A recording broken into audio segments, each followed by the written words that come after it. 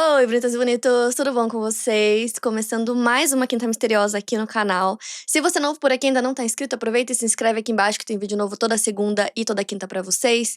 Playlist completa com mais de 500 casos pra maratonar vai estar aqui na descrição, então vai lá que tem muito conteúdo aqui no canal.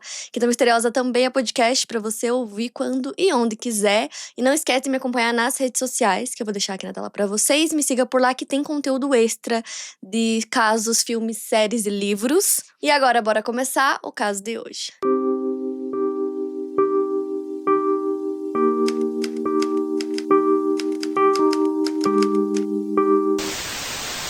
Jason Paul Corbett nasceu em 12 de fevereiro de 1976 em Limerick, na Irlanda, filho de John e Rita Corbett. O Jason tinha um irmão gêmeo chamado Wayne e outros irmãos e irmãs. Os irmãos mais velhos eram John, Michael, Stephen, Christopher e Marilyn. E os três mais novos eram o Jason, seu irmão gêmeo Wayne, e sua irmã Tracy. De acordo com a Tracy, por serem os três mais novos, eles eram os mais próximos. Ela conta que eles passavam os verões em Spanish Point, no condado de Clare, onde eles passeavam e pescavam. A educação deles foi uma educação tradicional irlandesa. O Jason é descrito por seu amigo Brandon como uma pessoa querida. Ele estava sempre sorrindo, todos o adoravam e poderia até ser considerado amigo de todos. Ele era um homem muito carismático e, de acordo com sua irmã Tracy, ele tinha uma voz alta, ele falava alto, então você sempre sabia quando ele estava no ambiente. Enquanto cresciam, Tracy nunca enxergou o irmão como uma pessoa romântica, mas isso mudou quando ele conheceu sua primeira esposa, a Megs. Megs era o apelido de Margaret Fitzpatrick, uma jovem irlandesa que nasceu em 1975, filha de Michael e Marian, e tinha uma irmã chamada Catherine. A Megs foi apresentada a Jason durante uma noite pela melhor amiga dela, Lynn Shanahan. A Lynn diz que desde o começo parecia que eles tinham sido feitos um pro outro. O Jason e a Megs se casaram em 18 de junho de 2003 e tudo parecia perfeito. A Megs abriu uma creche e o Jason foi promovido no trabalho. Quem conhecia o casal e convivia com eles sentia que existia muito amor e cumplicidade entre os dois. Pouco depois de se casarem, o casal já começou a aumentar a família. O filho mais velho, Jack Corbett, nasceu em 18 de setembro de 2004 e a Sarah Corbett, a filha mais nova, nasceu em 2 de setembro de 2006. O casal estava muito feliz e animado com os filhos, eles estavam animados para essa nova vida que estavam começando. Em uma entrevista, Tracy se lembra deles dizerem que a família estava completa, que eles tinham o príncipe e a princesa que eles tanto sonhavam. O jovem casal estava no auge da vida, ambos com 30 anos de idade, o Jason com um trabalho estável como gerente de negócios, e a Megs estava se recuperando do parto da Sarah, mas muito feliz com a família completa. Eles construíram uma casa em Limerick para que pudessem ficar próximos da família. A Catherine, irmã da Megs, morava com o casal nessa época, e na madrugada do dia 21 de novembro de 2006, pouco depois das 2 horas da manhã, ela foi acordada pelo Jason, que avisou para ela que a Megs estava tendo um ataque de asma. Naquela noite, ela acordou com um chiado no peito que continuou a piorar mesmo com o uso do inalador. Jason rapidamente chama uma ambulância e a Catherine se lembra de ver a Megs na cozinha, com a mão no peito e segurando o inalador para ajudá-la a respirar. Ela ficava repetindo que ia morrer e a Catherine assistiu o Jason fazendo de tudo para tentar salvar a esposa. Ele colocou a Megs no carro para encontrar a ambulância no meio do caminho, então ela foi levada para o hospital, mas não houve tempo suficiente para salvá-la. Muito emocionada, a melhor amiga da Megs, a Lynn, relatou no documentário da Netflix sobre o caso que se chama Casamento Letal nos Estados Unidos, que quando ela chegou no hospital naquela madrugada, ela e o marido conseguiram ouvir o Jason implorando para que a Megs não o deixasse. O relatório da autópsia indicou que sua morte foi causada por uma parada cardiorrespiratória aguda após um broncoespasmo em uma pessoa asmática. Quando a Megs faleceu, o filho mais velho do casal, Jason, tinha apenas 2 anos, enquanto a Sarah tinha apenas 3 meses. Agora, o Jason era um pai solo, né? Ele tinha 30 anos e 2 crianças pequenas para cuidar, ele ficou completamente desolado. Ele ficava escrevendo cartas para Megs e deixava no túmulo dela, mas ele tinha o apoio da família, tanto dele quanto dela, para ajudar no que ele precisasse e principalmente para cuidar das crianças. Apesar de toda a ajuda que ele tinha, o peso maior, quem carregava era ele, né? Não tinha como, então ele mal teve tempo de sentir todo o luto de ter perdido a esposa, porque ele tinha os 2 filhos pequenos que demandavam muita atenção. Com o tempo, ele começou a sentir que ele precisava de mais ajuda, então em 2008 ele começou a procurar por uma au pair para ajudar a cuidar das crianças. Então ele começou a buscar em um site, ele colocou lá que ele era um pai solo, que tinha perdido recentemente a esposa e que tinha 2 filhos pequenos. E foi através desse site que ele conheceu a Molly Page Martins. Ela tinha 25 anos, era norte-americana, natural do Tennessee. Ela era filha de Thomas e Sharon Martins e tinha alguns irmãos mais novos que ela. De acordo com seu pai, a Molly tinha um talento natural para cuidar de crianças, porque quando os irmãos nasceram, ela já estava em uma idade que conseguia ajudar a mãe com a criação dos irmãos. Seu pai diz que a Molly sempre foi muito boa em guiar os irmãos mais novos, e veículos de mídia referem-se a Molly como ex-modelo, quando falavam sobre o caso. Na época em que ela estava procurando trabalho como au pair, ela tinha abandonado a faculdade, ela tinha estudado por um tempo na Universidade de Clemson. Segundo a Molly, nessa época ela havia terminado um namoro e queria viver novas experiências, por isso ela se inscreveu para trabalhar como au pair, já que trabalhar com crianças era algo praticamente natural para ela. Ela relatou que em seu antigo relacionamento ela ficou grávida, mas pouco depois sofreu um aborto espontâneo, e que isso foi devastador para ela e a fez perceber que seu então namorado não era a pessoa com quem ela queria passar o resto da vida. Então, segundo ela terminou esse relacionamento e decidiu viajar pelo mundo usando o trabalho de au pair como uma ponte para que isso acontecesse. Mas de acordo com esse antigo namorado da Molly, chamado Keith Maggin, as coisas não foram bem assim. Ele deu uma entrevista ao programa da CBS sobre o caso e disse que nessa época em que a Molly aceitou trabalhar pro Jason, eles ainda estavam juntos e não eram apenas namorados, mas sim noivos. O Keith disse que a Molly tinha diversas questões relacionadas à saúde, como enxaquecas, insônia, e segundo ele, ela passava muito tempo na banheira tomando banho e passava muito tempo chorando. Ele relatou que tanto ele quanto a Molly lutaram contra problemas de saúde mental. Inclusive, diz que Molly foi diagnosticada com depressão. A Molly diz que simpatizou muito com o perfil do Jason no site, por conta dele ter perdido a esposa, e ela simpatizou muito com as crianças também. Então, os dois conversaram e ele ofereceu o trabalho pra ela, e logo depois ela se muda pra Irlanda pra ser a nova babá da família. Ela conta que chegou na Irlanda em um típico dia chuvoso e que desde o início o Jason foi muito legal com ela, fez com que ela se sentisse em casa. Ela disse que ele era muito charmoso, muito engraçado também, e que desde o começo ele fez ela se sentir muito especial. Rapidamente a relação deles começou a evoluir, de repente ela não era apenas a babá da família. Ela conta que logo que ela mudou pra casa deles, em pouco tempo ela começou a perceber que tinha algo a mais na relação dos dois. A Molly acha que ela conseguiu trazer de volta alegria pra casa, e ela conta que pouco depois de começar o trabalho, a Sarah começou a chamar ela de mãe. E ela conta que aos poucos ela realmente foi assumindo esse papel. Então, pouco tempo depois, os dois começam um relacionamento. E aí a Tracy, irmã do Jason, conta que claramente o relacionamento estava fazendo muito bem pra ele e pras crianças. Ela conta que fazia muito tempo que ele não parecia feliz, que ele não sorria mais, e agora ele tava muito feliz junto com a Molly. Mas através de e-mails era possível ver que o Jason queria começar esse relacionamento aos poucos. A Molly, ela se preocupava muito com o que poderia acontecer caso ele decidisse terminar o relacionamento com ela, como isso seria para as crianças. O Jason sentia que os filhos já tinham passado por muito sofrimento quando perderam a mãe, e ele não queria que eles passassem por isso de novo agora, com a Molly, né, que estava assumindo esse papel de ser uma outra mãe para eles. E a Molly já estava morando com eles há mais de um ano, ela estava insistindo para que o relacionamento deles fosse validado. Ela disse que não queria continuar sendo apenas a babá das crianças enquanto ela tinha esse relacionamento com ele. Então, quase 2 anos após a Molly começar a trabalhar como au pair, o Jason pede ela em casamento no Dia dos Namorados, então no dia 14 de fevereiro de 2010. A família do Jason estava extremamente feliz com o relacionamento deles, e até a melhor amiga da Megs, Aline, disse que estava feliz pelo Jason também, porque ela sabia que a Megs não ia querer que ele ficasse sozinho e deprimido sem ela. Pouco depois de ficarem noivos, eles decidiram mudar para os Estados Unidos, e a Molly disse que essa decisão foi principalmente pelo estilo de vida dos americanos, e principalmente pelo estilo de criação dos filhos. Então, o Jason vende a casa que ele tinha na Irlanda. Nisso, ele estava com 32 anos e ele pede uma transferência no trabalho. Ele consegue transferir para os Estados Unidos. Dessa forma, eles conseguiriam se mudar com um pouco mais de segurança. Eles escolheram se mudar para Winston-Salem, Carolina do Norte. Mais especificamente, compraram uma casa em Meadowlands, que é uma comunidade residencial e de golfe planejado, onde as casas eram bem grandes, com muitos gramados bem cuidados. A Sarah conta que ela se lembra do momento em que ela viu a casa que eles escolheram. Ela achou que parecia uma mansão, era tudo muito legal e as coisas eram muito maiores do que quando eles moravam na Irlanda, e a Sarah amava isso. A família toda estava muito feliz. O Jason disse que as crianças poderiam ter um trampolim, até um cachorro se quisessem. E era uma nova aventura que a família estava vivendo, e todos estavam muito contentes com isso. O Jack, o filho mais velho, acha que eles realmente se adaptaram bem rápido a essa nova vida. Então ele conta que o pai colocou tanto ele quanto a Sarah em vários esportes individuais e em equipe. Ele conta que todo mundo era muito legal, que tratavam eles super bem, que a comunidade que eles escolheram morar era ótima. Poucas semanas depois da mudança, eles se casam nos Estados Unidos em 2011, e aí os convidados do Jason vieram da Irlanda para celebrar esse momento com ele. Quando eles chegaram nos Estados Unidos, o Jason e a Molly tinham feito toda uma programação para levar eles para ver jogos, churrascos, amigos, várias coisas legais. Então, esses dias que eles ficaram lá foram dias muito divertidos e felizes. Então, nesse momento, a família do Jason conhece a família da Molly e as famílias se deram super bem, então tava tudo indo melhor que o planejado. A Tracy, que é muito próxima, né, do Jason, a irmã dele, conta que apesar de tudo isso e deles estarem muito felizes, as famílias terem se dado bem, as crianças estarem felizes também, ela conta que ela começou a perceber alguns comportamentos estranhos na Molly, comportamentos que ela não tinha na Irlanda. Então ela até chegou a falar que parecia que na Irlanda ela era uma pessoa e nos Estados Unidos ela era outra. Ela conta que ela parecia muito controladora e com raiva o tempo todo, que era um comportamento que não combinava com uma noiva que ia se casar dali uns dias.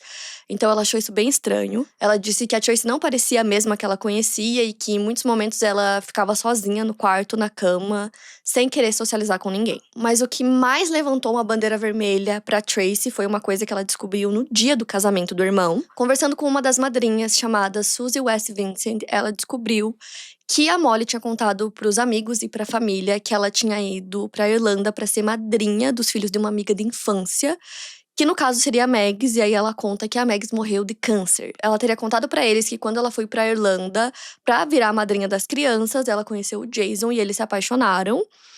O que não era verdade, né? Então ela não contou pra ninguém que, na verdade, ela não conhecia a família antes disso e que ela era au pair, ela era babá das crianças e não amiga de infância da Megs. A Tracy ficou muito confusa quando ouviu essa história porque ela sabia que a Megs não conhecia a Molly, né? Então não fazia sentido nenhum.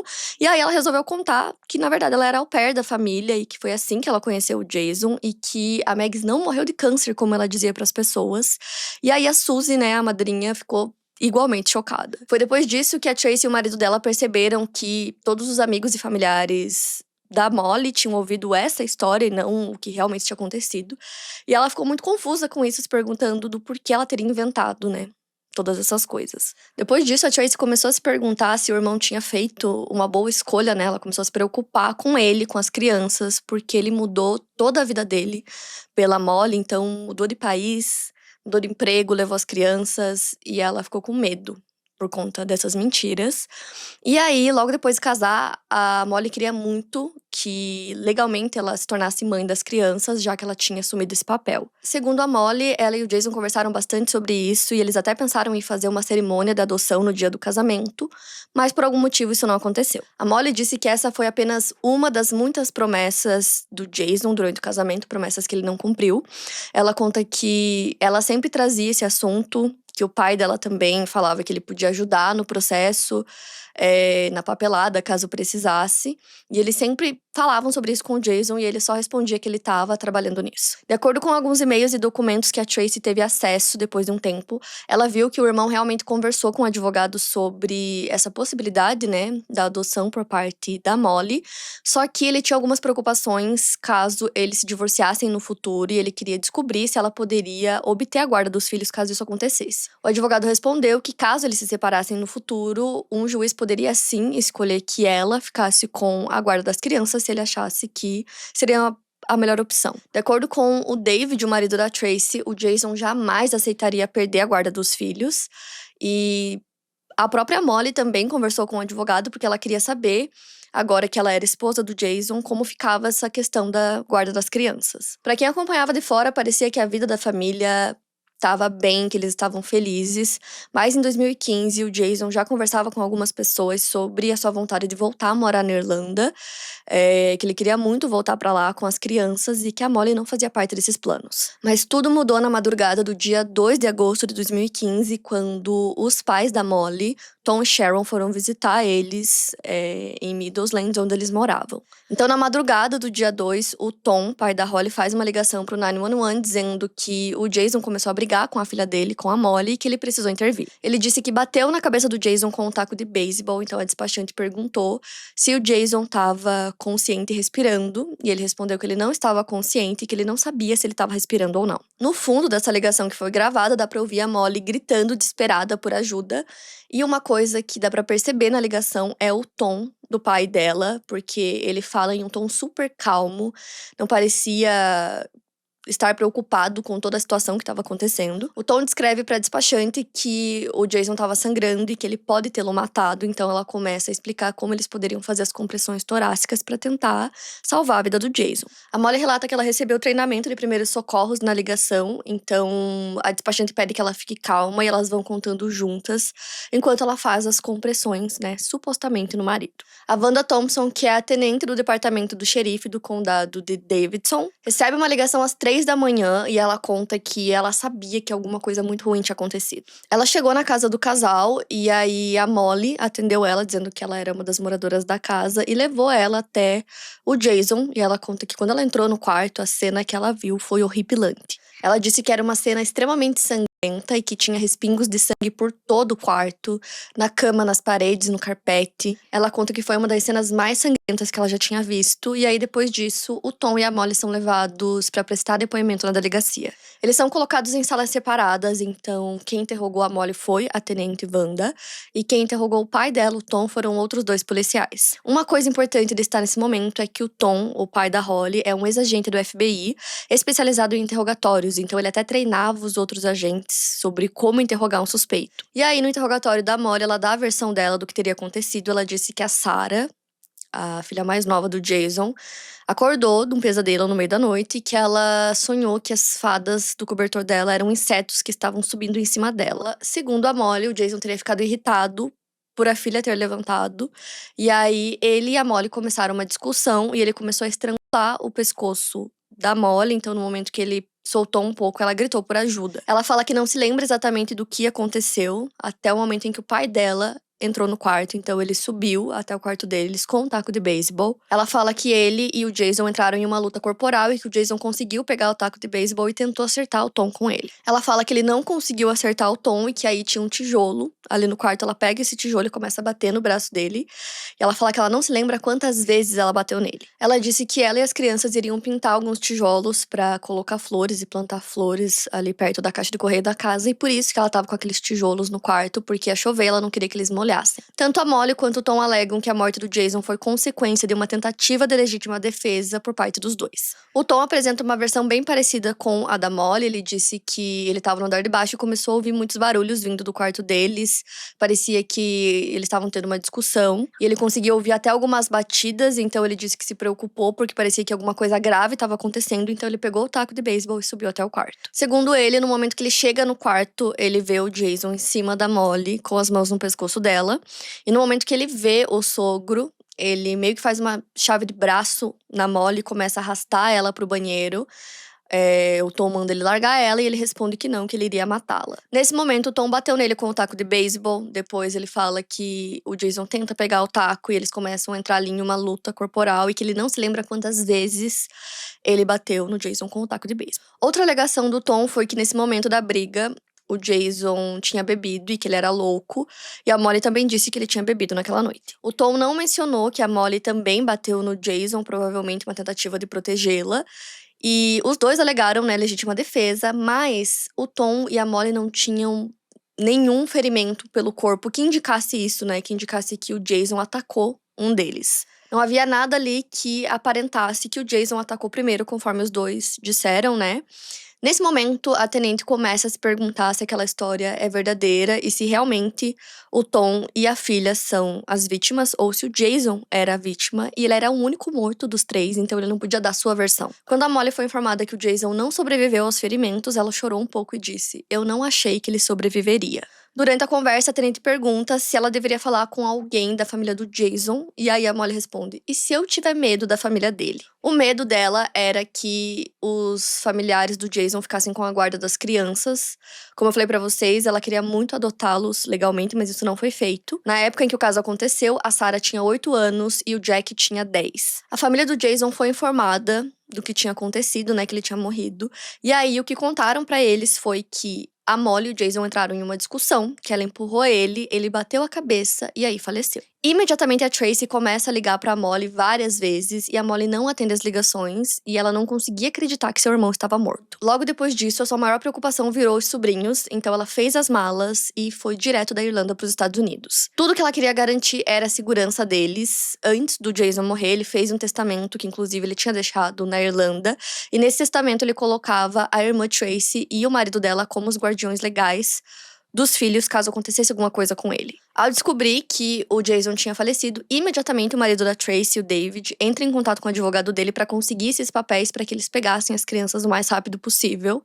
E aí, enquanto tudo isso acontecia, o Tom e a Molly não foram detidos. Então, mesmo eles tendo, cometido crime, mesmo alegando legítima defesa, eles assassinaram uma pessoa, eles não foram detidos. Logo depois do interrogatório, eles foram liberados, então poucas horas depois eles já voltam para casa da Molly. E aí ela, alegou para a família do Jason que ela estava com as crianças. Em um período de 48 horas após a morte do Jason, a Molly entra com um pedido de guarda, tutela e adoção das crianças. Logo que a Tracy chegou nos Estados Unidos, ela pediu para ver as crianças, ela queria ver como eles estavam, se eles estavam bem, e ela pediu para falar com eles de qualquer forma que fosse, por telefone ou se fosse pessoalmente, poderia ser supervisionado, ela não se importava, ela só queria ver os dois. Ela conta que ela só queria abraçá-los porque eles tinham acabado de perder o pai, mas não permitiram que ela visse as crianças, e aí ela foi até a funerária porque ela queria ver o corpo do irmão. O agente funerário se desculpou com eles e disse que recebeu instruções precisas para que eles não pudessem ver o corpo do Jason. A Tracy acredita que a Molly estava tentando cremar o corpo do Jason antes mesmo dela chegar nos Estados Unidos, e aí ela ficou se perguntando por que ela estava com tanta pressa assim de fazer tudo isso. Foi necessária uma ação judicial para que a Tracy tivesse autorização para ver o corpo do irmão, então 4 dias depois ela conseguiu. Ela disse que o irmão estava extremamente machucado e que era horrível ver o que um ser humano era capaz de fazer com o outro. A única coisa que ela conseguia pensar ali era nos sobrinhos, que eles estavam ali dormindo no quarto ao lado, ou talvez acordados ouvindo tudo aquilo. E ela disse que ela tinha certeza que os últimos pensamentos do Jason estavam nos filhos. E aí ela segura a mão dele e promete que ela ia tentar justiça. A tenente começou a conversar com a promotoria, principalmente com o promotor Alan Martin, para tentar entender qual seria o melhor caminho para ela levar na investigação. O promotor relata que desde o começo eles sabiam que aquele caso seria fora do normal para a promotoria, comparado aos outros casos que eles já tinham trabalhado, principalmente pelo fato do Tom ser um ex-agente do FBI especializado em interrogatórios. Então eles assistiram a gravação do interrogatório do Tom e aí eles chegaram à conclusão que seria negligente da parte dele se eles simplesmente acreditassem em tudo o que o Tom disse. O Tom parecia querer controlar a narrativa, então ele nunca admitiu que a filha também bateu no Jason. Ela mesma disse isso no interrogatório dela, mas ele nunca admitiu isso. Além disso, eles analisaram também a ligação feita pelo Tom pro 911 e perceberam que ele estava extremamente calmo. Nessa gravação é possível ouvir a Molly supostamente fazendo as compressões no peito do marido, porém, quando eles analisaram, assim, mais a fundo essa ligação, eles perceberam que ela conseguia contar de forma muito precisa, com a voz bem alta e com ritmo, e eles disseram que é praticamente impossível conseguir realizar, as compressões e fazer isso ao mesmo tempo, porque precisa de muita concentração e muita força. Além disso, os paramédicos perceberam que o corpo do Jason já estava frio quando eles chegaram na casa, e existem variáveis para isso, quanto tempo demora para um corpo esfriar, mas geralmente não é tão rápido assim. A partir de tudo isso, as autoridades começaram a acreditar que talvez o Jason já estivesse morto e que a Molly e o pai conversaram e chegaram ali em um acordo sobre o que eles diriam para a polícia, que história eles iriam contar, e só depois fizeram a ligação, porque isso explicaria, o corpo dele já estar frio. Ainda no início das investigações, as autoridades descobriram que além dos filhos do pai, da Molly e do Jason, a mãe dela, Shannon, também estava na casa. Então eles chamam ela para interrogar. E aí ela disse que ela estava dormindo e de repente começou a ouvir barulhos vindo do andar de cima e que ela também ouvia os cachorros latindo. A Sharon disse que percebeu que o seu marido, Tom, não estava ao lado dela na cama, então ela chegou à conclusão que ele provavelmente tinha levantado e tinha ido ver o que era aqueles barulhos, e que ela virou pro lado e voltou a dormir. Então a tenente Wanda achou muito estranho que ela simplesmente ignorasse os barulhos que ela ouviu e voltasse a dormir sem antes ver se a filha estava bem, se os netos estavam bem. O testemunho da Sharon não contribuiu com outros detalhes para a investigação. Quando os resultados da autópsia chegaram, os investigadores tiveram a certeza de que o que aconteceu com o Jason foi algo horrível. Ele tinha escoriações na testa, embaixo dos olhos, nas escápulas. Ele levou tantos golpes na cabeça que o patologista que o examinou não conseguiu determinar exatamente quantos foram, porque os ferimentos se sobrepõem. Mas ele determinou que foram mais de 12 golpes. Um pedaço do crânio do Jason caiu sobre a mesa de examinação e nas fotos da cena do crime que foram mostradas no documentário, é possível ver um pedaço de pele com cabelos no carpete do quarto. Foi preciso uma quantidade de força muito grande para deferir golpes assim. O promotor Alan chegou a se emocionar durante sua entrevista no documentário, dizendo que em 30 anos de promotoria, ele nunca viu fotos de cena de crime como aquelas. Foi determinado que o Jason, de 39 anos, faleceu por traumatismo craniano contundente após ser atingido inúmeras vezes com um taco e uma pedra de jardim. A autópsia também afirmou que Jason tinha sangramento em várias áreas do cérebro, bem como hematomas sob o olho direito e nas costas da mão esquerda. Os resultados do teste de embriaguez mostraram que, ao contrário do que o Tom e a Molly alegaram, o Jason não estava embriagado. O resultado mostrou que ele tinha cerca de 0,02% de álcool no sangue. E pelas leis da Carolina do Norte, uma pessoa pode dirigir com até 0,08%. O que significa que ele não estava embriagado no momento da morte, mostrando outra mentira contada sobre a vítima. Além disso, Jason tinha um pouco de tranquilizante em seu sistema. Tratava-se de trazodona, um antidepressivo que a Molly tomava e que também pode ser usado para ansiedade, dependendo do caso. A polícia não sabe se Jason tomou o remédio de maneira voluntária ou não. 4 dias depois da morte do Jason, os seus filhos Jack e Sarah foram levados para o centro Dragonfly de defesa da criança para conversar com um especialista que era treinada, para entrevistar crianças, chamada Brandy. A polícia sabia que as crianças estavam na casa no momento do crime e queriam entender o que eles sabiam de todo o caso. Jack tinha apenas 10 anos de idade e Brandy perguntou para ele como o pai tinha morrido. Jack explicou que a irmã acordou de um pesadelo e seu pai ficou bravo e gritou com sua mãe. A mãe gritou e o avô subiu para ver o que estava acontecendo e começou a bater em seu pai. Em seguida, a mãe pegou uma pedra que eles iam pintar no jardim, bateu na têmpora do pai e depois disso ele morreu. Jack sabia disso porque sua mãe tinha contado pra ele. Ele também relatou que o pai ficava muito bravo com a mãe e machucava sua mãe física e verbalmente. Jack alegou ter presenciado o pai machucando a mãe fisicamente 1 ou 2 vezes. Ele o viu socando, batendo e empurrando a mãe. O Jack relatou que a mãe tinha medo do pai e sabia disso porque ela contou pra ele e pra Sarah. Uma coisa que chamou muita atenção da promotoria já nesse início foram as palavras usadas pelo Jack, Ele disse, abusou física e verbalmente. Essas não são palavras comumente usadas por crianças de 10 anos, muitas vezes eles nem sabem direito o que isso significa. E além disso, muitas coisas que eles contavam, logo depois os dois, tanto o Jack quanto a Sarah, terminavam dizendo que aquilo que a gente tinha contado pra eles tinha sido a Molly. Em sua declaração, a Sarah disse que o pai ficava bravo com pequenas coisas que a Molly fazia, como por exemplo, deixar uma luz acesa, e ela disse que viu o pai bater nela uma vez. O promotor Alan avaliou a entrevista das crianças e ele disse que apesar dos dois dizerem que o pai era violento com a Molly, parecia que muitas coisas eles foram instruídos a dizer. A Sarah contou uma coisa que ela lembrava de alguns anos antes. Ela disse que quando ela tinha 6 anos, a Molly virou pra ela e disse: "O seu pai não é um bom pai." A polícia queria descobrir a verdade por trás dessa história e algumas coisas que o Tom e a Molly disseram pareciam muito inconsistentes.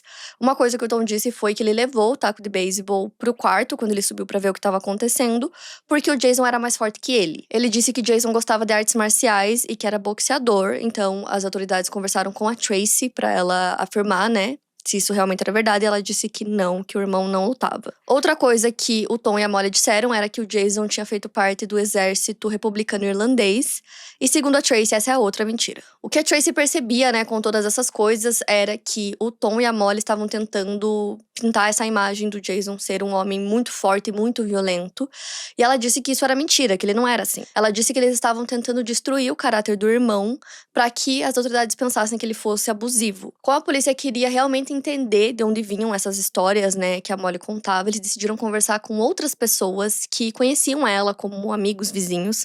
E aí uma vizinha contou uma coisa que aconteceu. Ela disse que quando elas estavam num grupo de livros, que ela e a Molly faziam, chegou uma outra participante e ela estava grávida e estava muito animada. Em seguida, a Molly começou a contar uma longa história de como foi dar à luz para Sarah. E aí, essa vizinha conta que a maioria ali sabia que a Sarah não era filha biológica dela, mas que mesmo assim ela contou uma história super longa e elas ficaram só ouvindo. Nisso, as autoridades também descobriram aquela história que a Molly tinha dito para vários amigos e familiares de que ela era uma amiga de infância da Megs. Eles descobriram que isso era mentira. E também descobriram que ela teria contado para umas amigas da faculdade que ela tinha uma irmã que morreu de câncer. O que, obviamente, também era outra mentira. Então, nesse ponto, a polícia começa a entender que a Molly inventava muitas histórias, que isso era uma coisa que parecia comum para ela, inventar essas histórias e contar para as pessoas. pessoas. Então, nesse ponto, eles entenderam que ela não era uma pessoa confiável. Outra coisa que ficou clara na investigação foi a insistência da Molly antes da morte do Jason em conseguir adotar legalmente as crianças, né? Então, depois da morte dele também, ela tava tentando conseguir a guarda deles. Como eu disse pra vocês, a Tracy, né, tinha sido nomeada pelo Jason como guardiã das crianças, né? E mesmo assim, mesmo ele não deixando a guarda das crianças pra esposa, pra Molly, ela continuava tentando. No dia 14 de agosto, apenas 12 dias após a morte do Jason, a Tracy entra em uma batalha legal pela custódia das crianças. A Sarah relata que a Molly teria falado sobre isso com ela e com o Jack, dizendo que os tios queriam tirar eles dela e levar eles pra Irlanda, mas que ela não ia deixar que isso acontecesse. O Jack contou que a Molly tinha tanta certeza que ela conseguiria a guarda das crianças que ela já estava vendo um apartamento novo para eles morarem, uma nova escola, e ela ficava dizendo que eles começariam uma nova vida. Em uma entrevista para a rádio irlandesa, o David, que é o marido da Tracy, disse que não fazia sentido nenhum que as crianças continuassem nos Estados Unidos porque eles eram irlandeses, né? Eles não tinham dupla cidadania. Então não faria sentido nenhum eles ficarem lá, já que o pai e a mãe eram irlandeses e os dois faleceram e a guarda tinha ficado para os tios irlandeses, então não tinha por que eles continuarem nos Estados Unidos. Além disso, era um desejo que o Jason já tinha expressado que se caso acontecesse alguma coisa, as crianças deveriam voltar para a Irlanda. E mesmo com tudo isso, a Molly não desistia. Ela sentia que ela era mãe das crianças real, que ela realmente precisava ficar com as crianças, que ela tinha o dever de cuidar delas. Lógico que tem todo o vínculo emocional que foi criado, né, nas crianças com a Molly, já que ela entrou na vida deles quando eles eram muito pequenos e eles chamavam ela de mãe. Mas mesmo assim, a guarda não tinha ficado pra ela, né? Então ela tentou apresentar o máximo de provas possíveis com o seu advogado para mostrar que se eles ficassem com ela, eles estariam em um bom lar, que era um lar saudável e tal, que ela merecia a guarda. E mesmo assim ela não conseguiu, então pouquíssimos dias depois, né, no dia 18 de agosto, o juiz decidiu que as crianças voltariam com os tios para Irlanda. Ele achava melhor que eles voltassem para sua família, para serem criados lá onde os seus pais foram. O juiz considerou que tanto a família do Jason quanto a família da mãe das crianças, da Megs, poderiam auxiliar na criação das crianças e que esse seria o melhor ambiente para eles. No documentário, a Molly disse sobre as pessoas dizerem que o Jason queria que as crianças voltassem para Irlanda, mas o que ele realmente queria era estar vivo, e que ela tinha certeza que ele gostaria que as crianças ficassem com ela, que era a mãe deles. Por ordem judicial, as crianças foram tiradas da Molly, então esse momento foi um momento muito emocionante e difícil para ela e para as crianças, e ela recebeu também uma última visita com as crianças antes que eles voltassem para Irlanda. Depois desse último encontro que a Molly teve com as crianças, a Tracy e o David decidiram que eles não deixariam mais ela participar da vida deles, porque eles acreditavam que ela tinha assassinado o Jason, então eles não queriam que os filhos dele tivessem contatos com a assassina do pai. Então assim, as crianças voltam com os tios para Irlanda, e aí o corpo do Jason também é mandado para Irlanda para que ele fosse sepultado ao lado da primeira esposa dele, né, da Megs. De acordo com o Jack, quando eles voltaram para Irlanda foi um momento muito difícil para eles, porque tinha muita mídia interessada no caso. Então ele conta que no velório do pai tinham muitas pessoas e que para ele foi muito difícil ter que se despedir do pai ali naquele momento e entender que ele nunca mais o veria. É importante nesse momento a gente lembrar a idade das crianças, né, 8 e 10, então eles eram muito novos e eles não conseguiam entender direito toda a situação. E aí a Tracy conta que ela dormia abraçada com a Sarah, né, pra dar um conforto pra ela, que ela chorava muito e ela ficava se perguntando por que ela tinha perdido 3 pais. Né? As crianças gostavam muito da Molly e não conseguiam entender essa situação, né? Do porquê elas tinham sido separadas dela. O David e a Tracy já tinham estudado sobre serem pais adotivos, então eles contam que isso ajudou muito quando as crianças voltaram pra Irlanda e foram morar com eles, porque eles sabiam que eles tinham passado por um trauma e que eles precisariam de ajuda pra se recuperar, pra começar a confiar neles, então eles colocaram as crianças na terapia. Como a família do Jason não permitia que a Molly tivesse qualquer tipo de contato com as crianças, ela apelou para as redes sociais, onde ela pedia para que as pessoas da Irlanda contassem pro Jack e pra Sarah que ela os amava. Além disso, ela apelou também para os veículos de mídia da Irlanda, para rádios, dizendo que ela queria que os dois soubessem o quanto ela os amava. Ou seja, né, com tudo isso, a família do Jason era bombardeada por essas coisas que a Molly ficava pedindo. As pessoas ficavam muito em cima deles o tempo todo, que estava atrapalhando muito essa transição das crianças, né? Eles estavam tentando criar um lar saudável para eles. O Jack disse que no começo para ele foi muito difícil, que ele se sentia muito sozinho e deslocado, que ele sentia falta dos Estados Unidos, dos amigos que ele fez lá, e que para ele era muito difícil confiar nas pessoas. Já a Sarah, ela era um pouco mais aberta a falar sobre os sentimentos e conversar com as pessoas, então ela teve uma uma transição um pouco mais fácil. A Sarah conseguiu se adaptar melhor, a fazer novos amigos mais rápido, enquanto o Jack foi ficando cada vez mais solitário. E aí, ele conta que 5 meses depois da morte do pai, ele estava sentindo muita falta da Molly e decidiu ligar pra ela. O Jack deixou uma mensagem de voz pra ela, dizendo pra ela não mostrar essa mensagem pros veículos de mídia. E ele disse que ele estava sentindo muita falta dela, pediu pra que ela continuasse lutando pela guarda deles. Ele perguntou também como ela estava e pediu pra que ela ligasse pra ele. E aí, assim que a Molly ouviu a ligação, ela divulgou pra mídia pra usar aquilo assim a seu favor, pra mostrar que as crianças queriam estar com ela.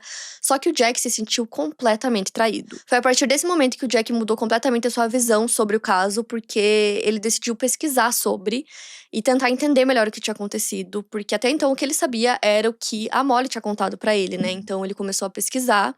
E aí tinha muita coisa na mídia sobre o caso, e aí ele viu que muitas pessoas acreditavam que quem tinha matado o seu pai era a Molly mesmo. Então ele começou a ter as próprias opiniões e pôde decidir o que ele achava que era verdade. A investigação do caso continuava, então agora a polícia tinha novas informações, né, sobre a Molly e também as informações da autópsia.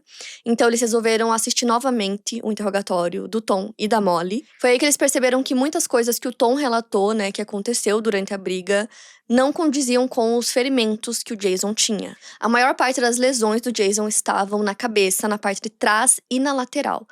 O Tom disse no depoimento que eles estavam um de frente pro outro no meio de uma briga quando ele acertou ele com o taco de beisebol. Só que não fazia sentido, né? Já que os ferimentos eram todos atrás. Então, como ele conseguiria acertar a nuca dele se eles estavam de frente um pro outro? Com base, né, nos ferimentos que o Jason tinha e o fato do Tom e da Molly não terem ferimentos, fazia mais sentido que ele estivesse tentando fugir e fosse atacado por trás do que a versão que eles contaram. Uma coisa muito interessante também de citar pra vocês é que havia muito sangue, como eu disse, mas o sangue não era só no quarto, né? Então, eles contaram uma história de que tudo aconteceu ali dentro do quarto, mas tinha sangue no corredor, nas paredes do corredor, no banheiro. Então, mais uma vez, reforçava que talvez o Jason estivesse tentando fugir, né? Por isso que tinha sangue em tantos lugares. E além disso, tinham marcas pelas paredes de taco de beisebol. Um especialista em manchas de sangue foi chamado, ele avaliou a cena e alegou que existiam manchas consistentes com Jason ter sido golpeado enquanto estava caindo no chão. Em um local específico, tinha uma mancha que sugere que o Jason foi atingido enquanto sua cabeça estava a centímetros do chão, provando esse argumento do especialista. Estava claro que Jason continuou recebendo golpes mesmo depois de já estar caído no chão. Também existiam manchas de sangue na parte de trás da porta do quarto, indicando que houve violência envolvendo golpes que causaram sangramento enquanto a porta estava fechada, ou seja, antes mesmo do Tom chegar na cena. Isso colocou muitas dúvidas na versão do Tom e da Molly, e a polícia começou a se questionar se ela tinha começado alguma coisa e o pai chegou na cena e simplesmente ajudou a terminar. A tenente Wanda afirma que mesmo que o ataque ao Jason tenha começado como uma legítima defesa, no momento em que ele já não estivesse mais agressivo em relação a eles precisariam parar de bater no Jason, algo que eles não fizeram. Como resultado dessa investigação e das suspeitas das autoridades, a Molly e o Tom foram acusados de homicídio em segundo grau em janeiro de 2016.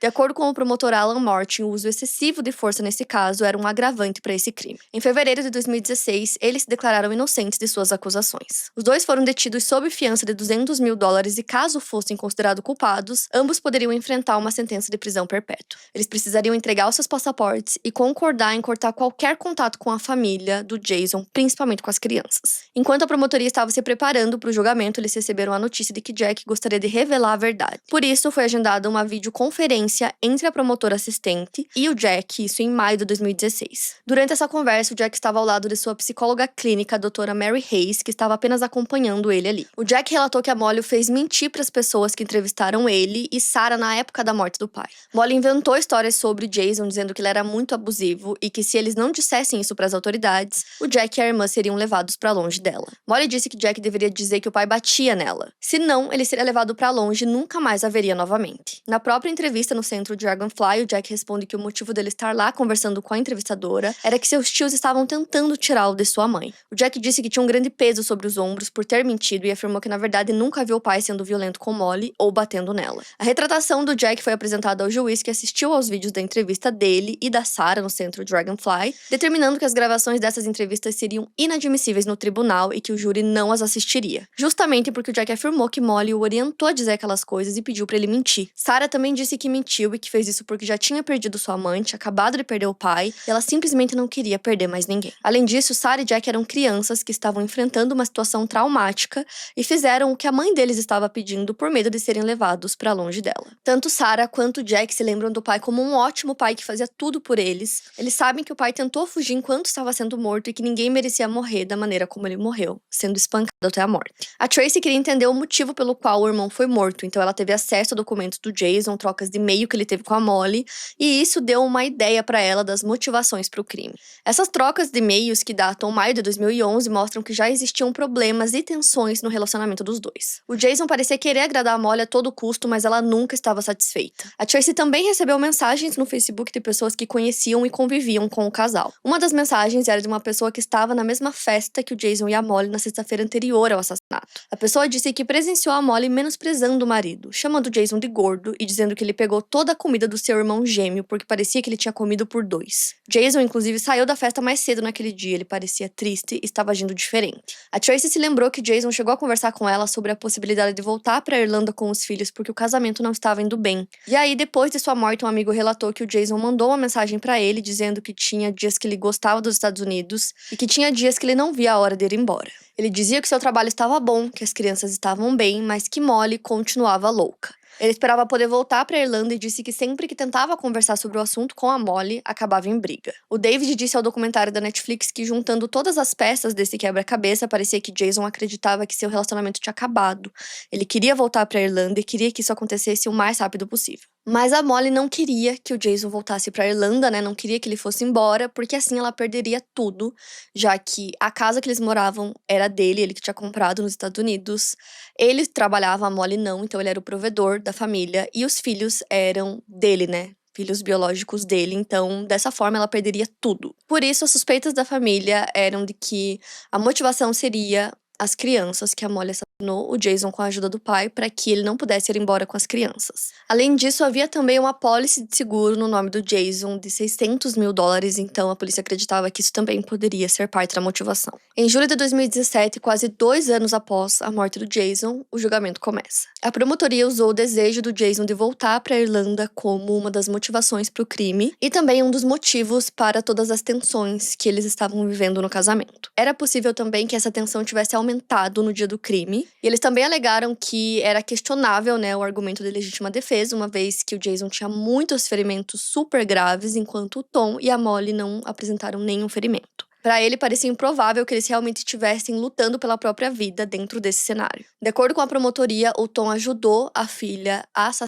o marido porque ele não gostava do Jason e faria qualquer coisa por ela. No documentário, o Tom disse que salvaria a vida da filha ou morreria tentando e que ele não se arrepende disso. Já a Molly disse que não cometeu crime algum e que ela só bateu no Jason para defender o próprio pai, e ela acredita que se ela não tivesse feito isso, ela e o pai estariam mortos. Ela disse que ela acha que se ela não tivesse gritado por ajuda naquela noite, talvez o Jason parasse de estrangulá-la e que assim todos estariam bem. Após ouvirem os depoimentos, os jurados deliberaram por apenas 3 horas e chegaram ao veredito de que tanto Tom quanto Molly eram culpados de homicídio de segundo grau. Ambos foram condenados a apenas de 20 a 25 anos de prisão. A conclusão do júri e a sentença foram chocantes pro Tom e pra Molly, eles tinham certeza que seriam absolvidos.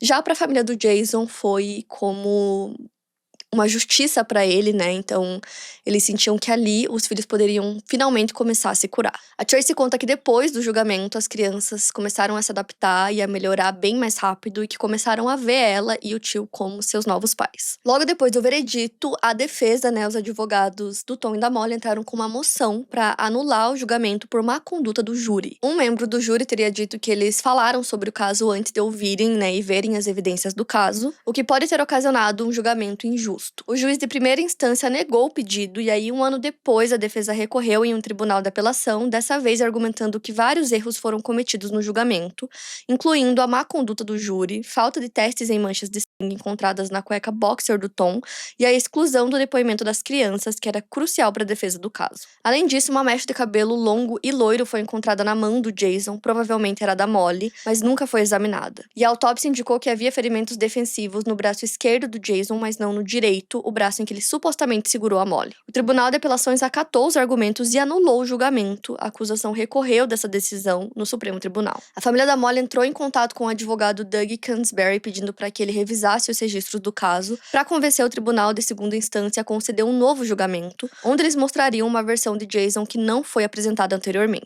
O advogado estava disposto a construir um caso sobre como Jason era um marido violento e abusivo, provando que sua morte foi consequência da legítima defesa da Molly e do pai. O Doug, o advogado, revisou a primeira entrevista que a Molly deu para as autoridades na manhã seguinte ao assassinato, e nessa entrevista ela relata que ela e o marido tiveram altercações físicas anteriormente, mas ela não se lembra de quantas foram exatamente. Outra coisa que o advogado descobriu foi que no dia 3 de agosto, antes mesmo das crianças serem levadas ao centro Dragonfly, elas conversaram com as autoridades e descreveram seu pai como controlador e abusivo. Eles repetiram essas declarações 3 dias depois, em conversa com a entrevistadora no centro Dragonfly. Jack relatou que o pai ficava bravo com coisas simples e que isso piorou com o tempo e que estava pior nos últimos meses antes de sua morte. Ele teria dito que ele gritava, brigava e xingava mais do que antes. Algo que não foi mencionado anteriormente é que Jack e Sarah criaram palavras-chave a pedido da avó Sharon para falar sobre o assunto de o pai estar bravo. A palavra-chave de Jack era galáxia e a palavra-chave de Sarah era pavão. Sharon anotou o número de telefone dela em um dos enfeites dos quartos das crianças em caso de perigo. E a Sarah disse que se ela ligasse para a avó e dissesse pavão, ela vinha direto do Tennessee para a casa da família. Isso surgiu cerca de 2 semanas antes da morte do Jason, segundo as crianças. O advogado descobriu que também 2 semanas antes da morte do Jason, sem o conhecimento de ninguém, ele foi ao médico e reclamou que estava mais estressado e irritado do que o normal, sem razão aparente. Os advogados contratados pelo Tom conversaram com a produção do documentário sobre o caso e dizem que não era coincidência que as evidências físicas e circunstanciais fossem de encontro à história contada por Tom e Molly. O advogado da Molly questionou o juiz sobre como a promotoria conseguiu convencê-lo a excluir completamente os depoimentos das crianças, já que eles corroboravam com a história da Molly. O juiz respondeu que esses depoimentos foram excluídos porque as crianças estavam se retratando de suas falas e admitindo que tinham mentido a pedido da Molly. Um dos argumentos da defesa dela nesse caso, para um segundo julgamento, era o de que nenhuma evidência que confirmava a versão dela foi ouvida pelo júri, tornando o julgamento dela injusto. Molly e Tom acreditam que as crianças sofreram uma lavagem cerebral por parte dos parentes do Jason e por isso decidiram se retratar. Outro argumento da defesa é que a entrevista feita com o Jack em 2016 não foi feita em um ambiente controlado e alegaram que tudo parecia ensaiado. Além disso, disseram que o condado não prestou nem para enviar alguém para a Irlanda para conversar pessoalmente com o Jack, mesmo considerando que seu depoimento era de extrema importância. Então, no dia 31 de janeiro de 2019, ocorreu uma audiência no Tribunal de Segunda Instância da Carolina do Norte e os advogados argumentaram que seria necessário um novo julgamento porque uma injustiça foi cometida. O Tribunal de Apelações acatou os argumentos dos advogados e determinou que o agressor daquela noite foi o Jason. O argumento principal do advogado da Molly foi de que as crianças tinham fornecido informações muito importantes em seus testemunhos a respeito do comportamento violento do pai delas e que excluir esses depoimentos foi injusto. Em março de 2021, a Suprema Corte da Carolina do Norte ordenou um novo julgamento. Dessa vez, foi determinado que o depoimento inicial dos filhos deveriam ser ouvidos pelos jurados. No mês seguinte, Tom e Molly foram liberados sob fiança. E agora, pro Jack e pra Sarah, o mundo virou de cabeça para baixo novamente, então eles disseram que eles achavam que finalmente tudo tinha acabado e que agora não, que ia ter um novo julgamento e que aquilo tudo era muito injusto e que, como não tinha data pro novo julgamento, eles sentiam que não tinha nada que eles pudessem fazer. O Jack até chegou a dizer que era muito difícil para ele e pra Sarah o fato de que tanto o Tom quanto a Molly agora estavam livres, né? Então, aguardando a data do julgamento.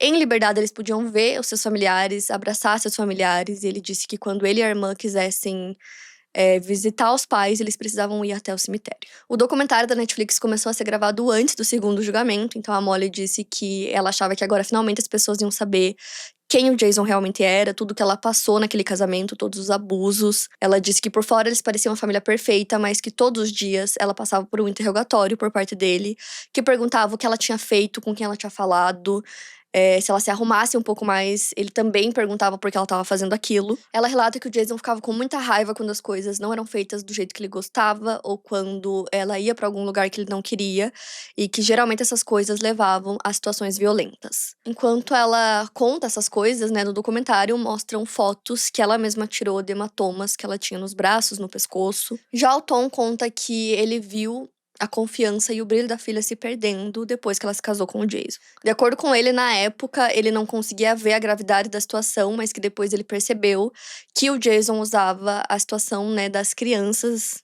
Caso eles se separassem, ele ficaria com as crianças e ela ficaria sem nada, como uma forma de manipular a Molly. A Molly relata que, na época, se ela tivesse se divorciado do Jason, as crianças não teriam idade suficiente pra dizer no tribunal com quem elas queriam ficar. Ela sabia que, provavelmente, se separasse do Jason, ela perderia as crianças pra sempre. Ela não estava disposta a isso. E que o Jason sabia disso. Sabia que ela jamais deixaria as crianças. A Molly relata também que ela chegou a conversar com uma vizinha que era advogada sobre essa questão, né, das crianças e do divórcio. E a advogada falou pra ela começar a anotar e fotografar todas as vezes que ela sofresse abuso e que ela poderia usar isso no tribunal. Então a Molly dá a entender que isso aconteceria quando as crianças já tivessem idade pra poder dizer com quem elas queriam ficar e que ela estava disposta ali a ir levando essa situação só por conta das crianças. Ela diz também que em muitos momentos ela pensou que ela poderia morrer antes que isso acontecesse, mas que ela nunca imaginou que quem morreria era o Jason. A advogada também recomendou que a Molly gravasse as discussões que eles tinham, então ela colocou vários gravadores de som pela casa e colocou um até dentro do carro do Jason. Nisso eles mostram no tribunal uma das gravações que ela fez em fevereiro de 2015.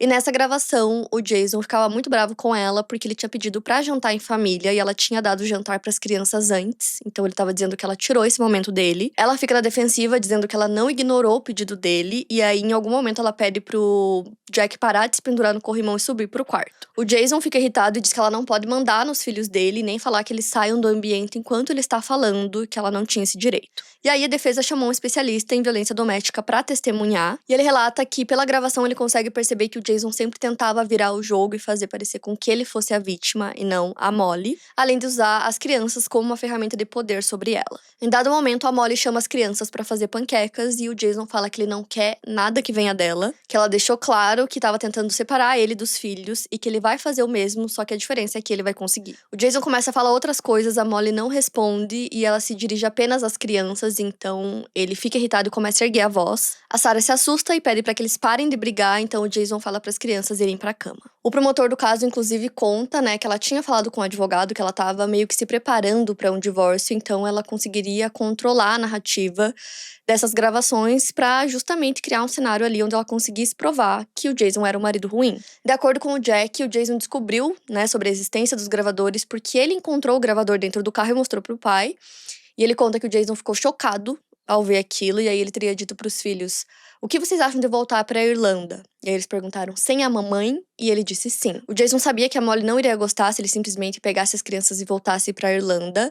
E aí o Jack conta que depois disso ele percebeu que o clima na casa mudou, eles pararam de fazer tantas atividades em família como eles costumavam. Então, nesse momento, né, a defesa e a promotoria estavam se preparando pro segundo julgamento.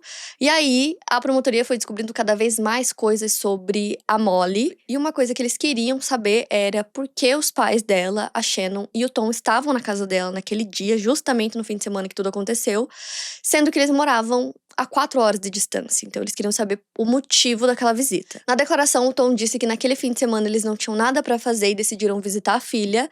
Só que aí a promotoria descobriu, através de pessoas próximas ao Tom, que na verdade ele tinha sim planos naquele fim de semana, inclusive com o chefe dele, mas que ele cancelou os planos de última hora. A promotoria não acha que o Tom foi pra casa da filha com planos de assassinar o seu genro, mas eles acham que foi um plano por parte da Molly pra que ela tivesse testemunhas, né, pra mostrar que o marido era abusivo. Então ela poderia criar uma situação, poderia ter uma discussão, alguma coisa que levasse o Jason ao extremo e assim os pais seriam testemunhas. Se a Molly conseguisse fazer ele explodir, ela teria, né, as testemunhas e dessa forma ela conseguiria pedir uma medida protetiva. Isso tiraria ele de casa e ela conseguiria a guarda provisória das crianças, dessa forma ela poderia sair dali com as crianças. Supostamente o plano deu errado e a Molly já não se importava se o Jason estaria vivo ou morto.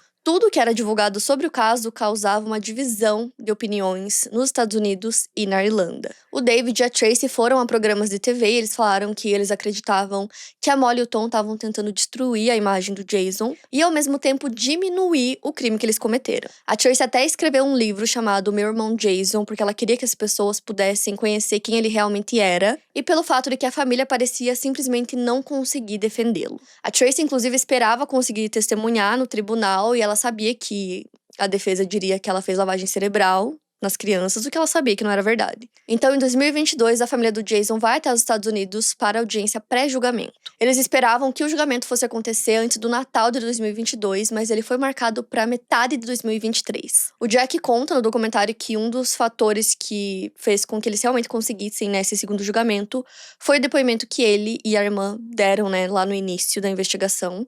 E ele conta que na audiência, a Molly e o Tom nem sequer olharam para ele e para Sarah, sua irmã. Tanto o Jack quanto a Sarah esperavam que eles fossem chamados para testemunhar, porque ele conta que quando o caso aconteceu, eles eram muito jovens, muito crianças, e muitas coisas não faziam sentido para eles não conseguiam entender, mas que agora eles, estavam maiores, já conseguiam ver as coisas com mais clareza e eles queriam contar quem a Molly realmente era. Uma coisa que as crianças contaram é que a relação deles com a Molly mudou muito depois que a família mudou para os Estados Unidos. Eles contam que parecia que a Molly queria que ela fosse a única mãe da vida deles, ela não queria que a mãe biológica fosse lembrada, então eles tinham fotos da mãe no quarto, e ela tirava aquelas fotos e escondia. O Jack conta que ele era mais próximo do pai e a Sarah mais próxima da Molly e que pra ele tava claro que a Sarah era a filha preferida dela. Eles também se lembram de várias vezes em que parecia que a Molly tinha ciúmes do Jason com os filhos, porque parecia que ela queria que as crianças gostassem mais dela. O Jack se lembra de uma vez que o pai precisou viajar e ele disse "Tchau, pai, te amo", e que depois disso, a Molly entrou no quarto dele e revirou o quarto inteiro. A Sarah passava pelo mesmo, só que na situação dela parecia que a Molly queria afastá-la cada vez mais do pai. Uma vez elas estavam no carro e a Sarah perguntou se ela poderia jogar t-ball, já que o pai era técnico, então ele poderia levar ela aos treinos. A Molly respondeu: "Você não me ama, você não se importa comigo, por que você quer passar mais tempo com ele?" Naquele momento a Sarah se sentiu uma pessoa horrível e ela achava que ela tinha magoado a Molly. A Sarah conta que ela nem sabia que podia contar as coisas pro pai, porque ela, com aquela idade, não sabia o que era certo e o que era errado, e tudo que era dito pra ela, o que ela deveria fazer, vinha da Molly. O Jack até se emociona ao falar que a Sarah nunca conseguiu ter o relacionamento que ela queria com o pai por conta da Molly. O Jack conta também que ele sabia que a Sarah era a filha preferida dela e que ele tentava fazer de tudo pra receber carinho e atenção da Molly, mas que era muito difícil, que ele não conseguia receber isso dela, mas que ele a amava. A Sarah diz que também amava a Molly, que os dois amavam ela, só que a Molly tentava colocar um contra o outro o tempo todo. O Jack conta que se eles tivessem sido colocados em frente a um juiz para escolher com quem eles queriam ficar, ele teria escolhido o pai, mas que ele acredita que a Sarah teria escolhido a Molly, porque a Molly simplesmente não deixava ela ser tão próxima do pai. As crianças não se lembram do Jason ser um pai abusivo, mas a defesa queria provar isso a todo custo. O advogado da Molly relatou que ouviu de amigos próximos da Molly que eles presenciaram o Jason tendo ataques de raiva, ameaçando ela, testemunharam comportamentos controladores vindos da parte dele. Uma amiga da Molly relatou à CBS News que a Molly contou pra ela sobre esse comportamento abusivo, que progressivamente aumentava. Eram palavrões e xingamentos, depois ele passou a forçá-la a ter relações com ele. Molly nunca denunciou nenhum abuso à polícia. Isso corroborava com o que a Molly descreveu. Outra amiga dela disse que a Molly contou pra ela que Jason já havia estrangulado ela anteriormente e que ela tinha medo que Jason tivesse matado a primeira esposa por estrangulamento e que ela fosse a próxima. Essa alegação levou os advogados da Molly e os do Tom a começarem a pesquisar mais sobre a morte da Megs, e eles alegaram que ela não morreu de causas naturais e provavelmente foi morta pelo Jason. Os advogados do Tom, inclusive, argumentaram que essa possibilidade esteve escancarada para a polícia o tempo todo. Desde o depoimento inicial do Tom, no qual ele alegou que a primeira esposa do Jason morreu sob circunstâncias misteriosas. Tom alegou que estava preocupado com isso desde que conversou com o pai da Megs, com o Michael Fitzpatrick, e ele alegou que eles receberam a visita dos avós maternos das crianças e que ele viu o Michael apenas uma vez. Nesse dia eles conversaram e Tom disse que Michael não era um homem muito culto, que era difícil de compreender o que ele dizia por conta do forte sotaque irlandês. Tom perguntou a Michael o que ele achava de Jason e, de acordo com sua versão, Michael disse que achava que Jason tinha matado sua filha. Tom alegou que não sabia se Michael era apenas um homem amargurado pela morte da filha ou se existiam evidências para confirmar isso. Para corroborar essa história do Tom, a equipe de defesa foi atrás de investigar mais a morte da Megs, como eu disse, e eles conseguiram uma cópia do relatório da autópsia que apontava que ela morreu de parada cardiorrespiratória aguda após um broncoespasmo, e ela já era uma pessoa asmática. Um especialista da defesa avaliou o documento e afirmou que a Megs não morreu de um ataque de asma e que as evidências indicavam para ele que ela na verdade morreu em decorrência de lesões causadas por um estrangulamento manual. O advogado da defesa disse que a irmã da Megs, a Catherine, estava lá na noite e ela viu a sua irmã ouvindo e repetindo: "Eu vou morrer, eu vou morrer". De acordo com o advogado, é o que acontece com vítimas de estrangulamento que sobrevivem ao ataque em si, mas morrem devido às suas consequências dentro de uma hora. Só que a Megs não tinha marcas externas no pescoço indicando estrangulamento ou qualquer outro ferimento externo. O especialista de defesa disse que não é o que está na parte externa do corpo que causa a morte por estrangulamento, e sim a lesão interna que não pode ser vista. Isso foi revertido para as alegações da Molly, que alegou que foi estrangulada na noite da morte do marido. Só que a promotoria disse que isso não era verdade porque não haviam marcas em seu pescoço. Só que aí, reavaliando as fotos tiradas da Molly naquela madrugada, o advogado disse que há uma marca linear no lado esquerdo do pescoço abaixo da orelha. E seu especialista diz que isso é uma marca de unha e é o que acontece quando as unhas do agressor se enterram na lateral do pescoço ou no momento em que a vítima tenta tirar a mão do agressor. O especialista também disse para o advogado avaliar o pijama que a Molly usava naquela noite, dizendo que se ela perdeu a consciência, provavelmente também perdeu o controle da bexiga e urinou no pijama. Ao olhar para as evidências, havia urina na parte da virilha no pijama da Molly. O advogado acredita que Jason matou sim a primeira esposa e a única razão para Molly não ter sido a segunda vítima foi a presença do seu pai na cena que a salvou. A promotoria também contratou um especialista para avaliar o relatório de autópsia da Megs. O profissional escolhido foi um veterano patologista forense e ex-patologista-chefe do estado de Kentucky.